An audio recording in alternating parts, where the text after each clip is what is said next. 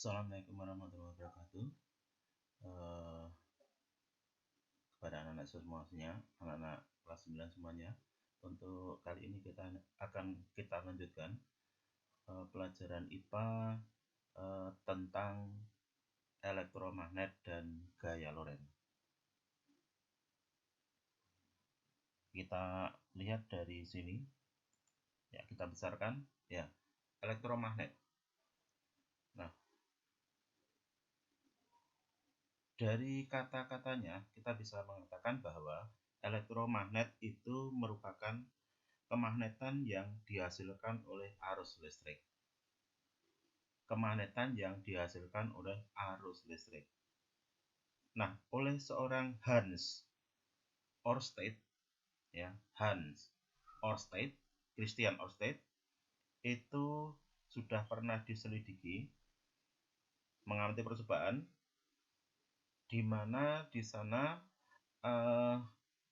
penghantar yang berarus listrik dapat menimbulkan medan magnet.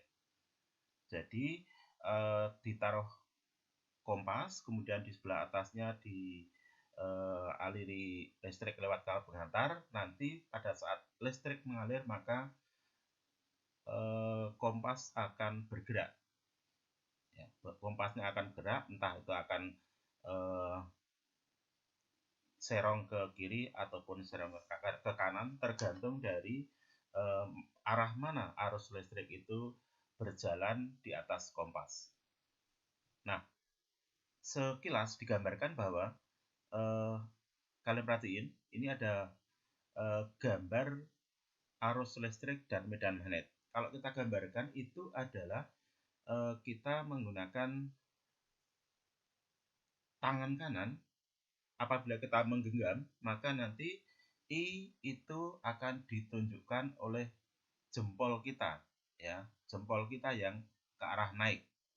Nah, sedangkan keempat jari yang lain yang berputar itu adalah menunjukkan arah medan magnetnya.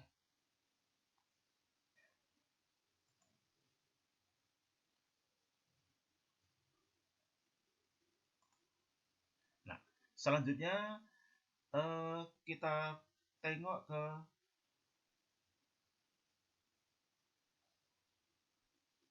gaya Lorentz. Namun sebelumnya tadi sebetulnya bahwa medan magnet itu nanti bisa diperbesar, ya, bisa diperbesar kalau yang pertama, ya, yaitu jumlah lilitan, ya, pada kawat penghantar itu lilitannya kalau misalnya pada berputar itu ditambah banyak, menambah jumlah lilitan. Kemudian arus listriknya diperbesar dan kemudian ditempatkan atau menempatkan besi pada kumparan atau pada kawat penghantar yang melilit itu. Nah, selanjutnya kita tengok tentang gaya Lorentz. Ya, gaya Lorentz. Gaya Lorentz terjadi apabila kawat penghantar berarus listrik berada di dalam medan magnet. Kawat penghantar berarus listrik berada di dalam medan magnet. Oleh seorang yang bernama Hendrik Anton Lorentz, ya, gaya Lorentz adalah gaya yang dialami oleh suatu partikel bermuatan listrik bergerak ketika diletakkan di dalam medan magnet. Jadi ada arus listrik yang dia berada di dalam medan magnet. Nah, bagaimana konsepnya dari seorang Lorentz, ya? Besarnya gaya Lorentz itu bergantung pada satu, besarnya medan magnet. Ya, besarnya medan magnet. Yang kedua adalah bergantung pada panjang kawat penghantarnya.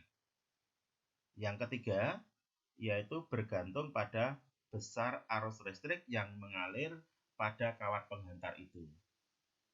Nah, kita bisa dengan mudah nanti secara matematis bahwa besarnya gaya Lorentz itu dirumuskan dengan F sama dengan B dikalikan I dikalikan L. Ya. F adalah B dikalikan I dikalikan L. F-nya adalah gaya Lorentz, B-nya adalah kuat medan magnet, I-nya adalah kuat arus listrik, dan L-nya adalah panjang kawat penghantar. Nah, untuk mengetahui bagaimana arahnya medan magnet, itu kita bisa menggunakan lagi kaidah tangan kanan.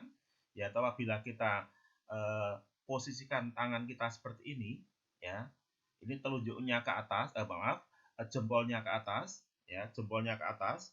Ini nanti akan menunjukkan I, ya, arah gerak partikel atau I. Kemudian untuk yang telunjuknya yang lurus, ya, lurus ke sana, itu adalah menunjukkan arah medan magnet, ya. Ini telunjuknya arah medan magnet.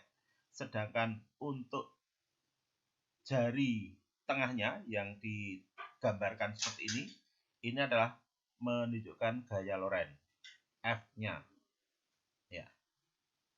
Jadi tadi diulang, F besarnya gaya Lorentz itu adalah B dikalikan I dikalikan L. Nah, itu dalam kondisi yang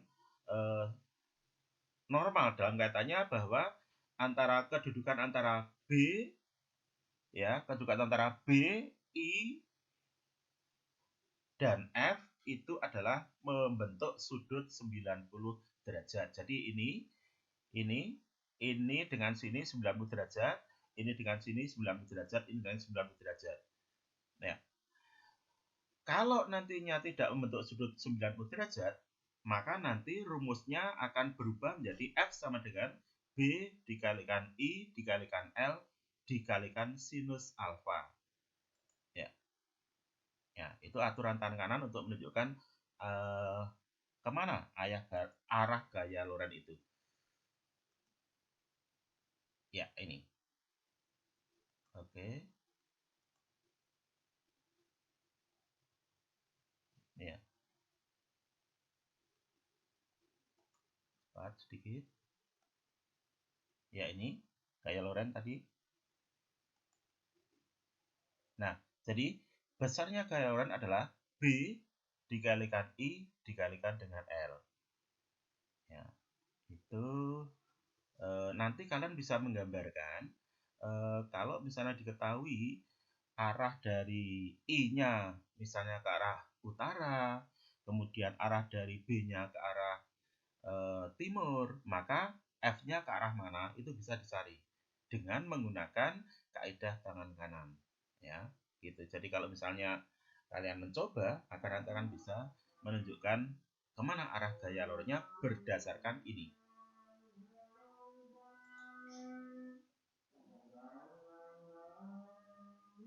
Iya. Nah, ini seperti ini gaya Lorentz, aturan tangan kanan.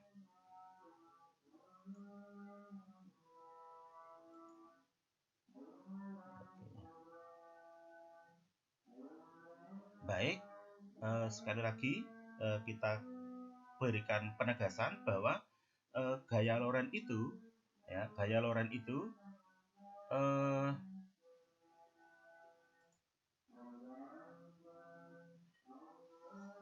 konsepnya bisa dimanfaatkan dalam peralatan-peralatan sehari-hari di dalam rumah kita. Misalnya ada bor listrik, ada blender, ada mixer, ada kipas angin. Itu memanfaatkan konsep dari gaya Lorentz. Nah, kemudian untuk kaitannya dengan kita hitungan, ya, nanti akan saya sambung dengan soal yang saya sampaikan lewat grup WA. Mengingat ini waktunya agak cepat, ya, grup WA nanti akan saya sambung, saya berikan contoh soal, kemudian bisa kalian kerjakan, ya. Juga nanti soal-soal yang hitungan ataupun soal yang untuk menggambarkan tentang gaya Lorentz tersebut. Ya, baik. Sementara itu apa yang bisa saya sampaikan nanti akan saya perjelas dengan kita bisa berdiskusi via WA. Kurang lebihnya maaf, saya akhiri. Assalamualaikum warahmatullahi wabarakatuh.